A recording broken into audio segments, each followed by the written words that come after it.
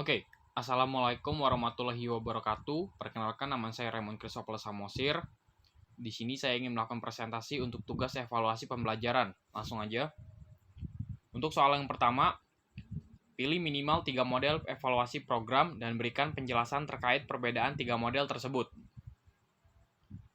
Nah, di sini saya memilih sudah ada 3 model. Yang pertama itu model evaluasi CIPP, kemudian yang kedua itu model evaluasi diskrepansi, DEM atau model kesenjangan, kemudian yang ketiga itu ada model evaluasi responsif atau STEC.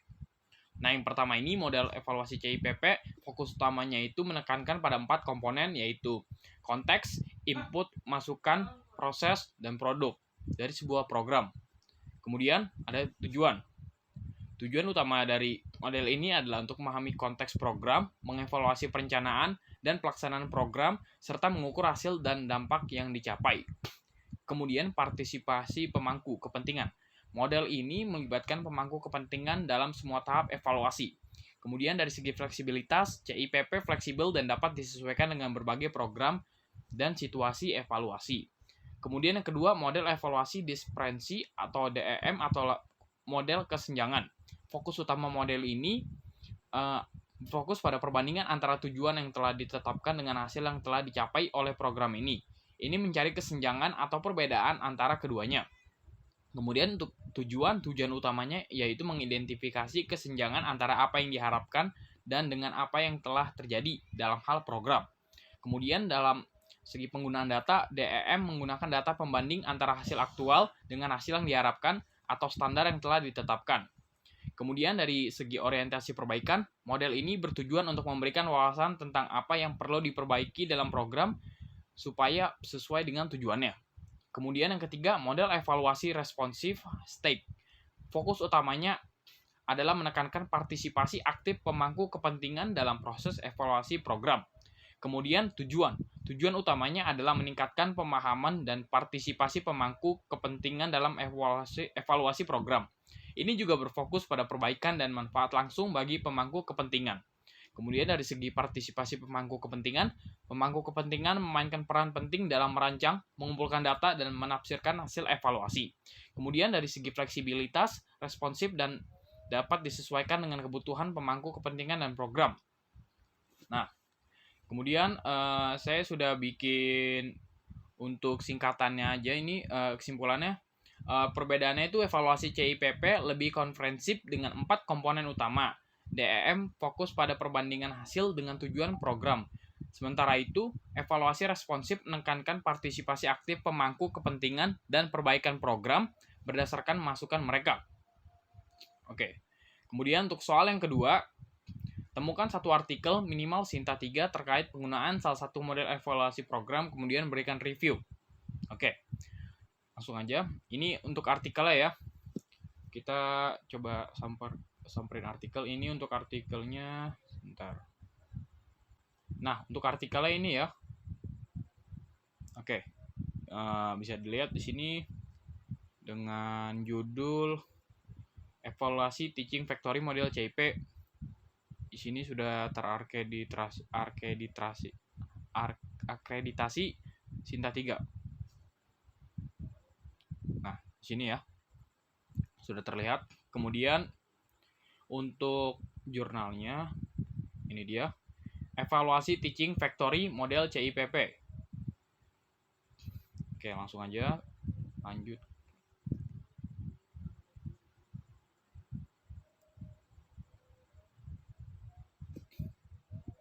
Nah, di sini ada model analisa kriteria tahapan komponen hasil dan rekomendasi. Oke, mulai dari model. Model yang dipakai di jurnal itu menggunakan model CIPP. Model CIPP sendiri itu adalah pendekatan evaluasi program yang komprehensif dan sering digunakan dalam berbagai konteks pendidikan dan manajemen. Evaluasi CIPP merupakan pendekatan yang berfokus pada 4 komponen utama, yaitu konteks, input, proses, dan produk. Yang pertama itu ada konteks. Konteks ini berfokus berkaitan dengan memahami konteks atau latar belakang program. Ini mencakup pemahaman terhadap tujuan program, kebutuhan pengguna, dan tantangan yang dihadapi. Kemudian tujuan. Tujuannya itu mengidentifikasi apakah program sesuai dengan kebutuhan dan visi organisasi. Ini membantu dalam menentukan apakah programnya itu ada yang perlu diperbaiki atau enggak. Kemudian yang kedua ada input. Input ini berkaitan dengan fokusnya ini berkaitan dengan elemen-elemen yang memasak program seperti kurikulum, metode pengajaran, sumber daya, dan fasilitas. Kemudian tujuan. Mengevaluasi sejauh mana masukan atau unsur-unsur program mendukung pencapaian tujuan yang diinginkan. Kemudian yang ketiga itu ada proses. Proses ini fokusnya berkaitan dengan bagaimana program diimplementasikan, mencakup cara pelaksanaan program, metode pengajaran, pelibatan siswa, dan kualitas pelaksanaan. Kemudian untuk tujuannya sendiri, yaitu menilai efektivitas pelaksanaan program dan mengidentifikasi area-area yang perlu ditingkatkan. Kemudian yang keempat ada produk. Produk ini fokusnya mengevaluasi hasil atau produk yang dihasilkan oleh program seperti prestasi siswa, tingkat pemahaman, atau dampak program. Kemudian untuk tujuannya, menilai apakah program telah mencapai tujuan yang ditetapkan dan mengukur dampaknya pada peserta program. Oke. Dalam setiap tahap, evaluasi CIPP mengumpulkan data, menganalisis informasi yang ditemukan, dan memberikan rekomendasi untuk perbaikan. Model ini memberikan pandangan yang komprehensif tentang program, memungkinkan pengambilan keputusan yang lebih baik dalam pengembangan, pelaksanaan, dan perbaikan program. Pentingnya model ini adalah untuk memastikan bahwa program, pendidikan, atau proyek memiliki dasar yang kuat, yang dirancang dengan baik, dijalankan dengan efektif, dan menghasilkan hasil yang diinginkan. Selain itu, model ini mempromosikan siklus evaluasi yang berkelanjutan untuk perbaikan berkelanjutan. Kemudian kita masuk ke dalam analisa. Di sini penelitian ini bertujuan untuk mengungkapkan pelaksanaan teaching factory menggunakan model evaluasi CIPP. Oke, yang pertama itu yaitu mengungkap pelaksanaan program tersebut ditinjau dari yang pertama konteks. Konteks meliputi visi dan misi serta tujuan bidang studi keahlian, kebijakan pemerintah, kebutuhan masyarakat, dan kebutuhan dunia kerja.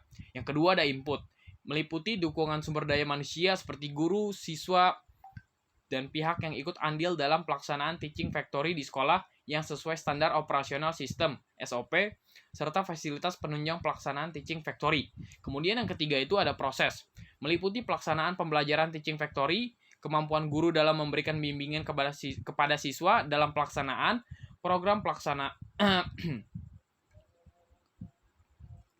kemampuan guru dalam memberikan bimbingan kepada siswa dalam pelaksanaan program, pelaksanaan teaching factory yang terjadwal, ruang pelaksanaan teaching factory.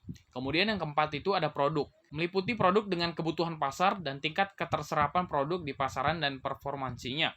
Kemudian kita selanjutnya masuk ke dalam yang namanya kriteria. Kriteria menyiapkan tenaga terampil, kompeten, dan siap kerja. Wajib melibatkan kemitraan dunia usaha atau dunia industri sekitar SMK, sehingga lulusannya diharapkan dapat memenuhi syarat dan kriteria kerja yang dikehendaki oleh dunia usaha atau dunia industri. Kemudian ada keahlian atau proses keterampilan life skill dirancang dan diimplementasikan berdasarkan prosedur kerja nyata dan standar produk yang memenuhi persyaratan pasar atau konsumen. Kemudian kita masuk ke dalam tahapan. Dalam tahapan ini dibagi-bagi lagi. Yang pertama ada perencanaan. Perencanaan menentukan tujuan evaluasi sehingga teaching factory telah menjadi suatu pendekatan baru untuk pendidikan kejuruan dengan tujuan yang pertama. 1. Memodernisasi proses pengajaran dengan membawa kepada praktik industri secara dekat. Yang kedua, mengungkit pengetahuan industri melalui pengetahuan baru. Ketiga, mendukung transisi dari manual menuju cara bekerja otomatis dan mengurangi kesenjangan. Kemudian ada tahap selanjutnya, pengumpulan data. Pengumpulan data dilakukan dengan cara mengevaluasi teaching factory model CIPP ini. Kemudian ada analisis data. Dalam analisis data dipecah menjadi 4 aspek. Yang pertama itu aspek konsep. Pada pelaksanaan teaching factory, dalam penelitian ini terkait dengan unsur-unsur pelaksanaan teaching factory dibagi menjadi 2 variabel. Yang pertama itu visi misi program teaching factory dan tujuan program. Kemudian yang kedua itu ada input. Dalam input ini dipecah lagi menjadi 4 variabel, yaitu kompetensi guru, perencanaan program, sarana dan prasarana, dan SOP. Kemudian yang ketiga ini ada aspek proses, dipecah menjadi 3 variabel juga, yaitu aktivitas guru, jadwal, dan aktivitas siswa. Yang keempat, aspek produk, dipecah lagi menjadi 3 variabel dalam penelitian ini, yaitu ketercapaian tujuan, performasi produk, dan performasi soft skill. Kemudian kita masuk ke dalam komponen. komponen ini dibagi 4 lagi. Ada komponen konteks. Pada pelaksanaan teaching factory dalam penelitian ini ada juga dipecah menjadi 4 variabel. Yang pertama, misi program teaching factory, relevansi program teaching factory, kemudian ada tujuan program teaching factory, terus ada manfaat program teaching factory. Kemudian yang kedua ada komponen input.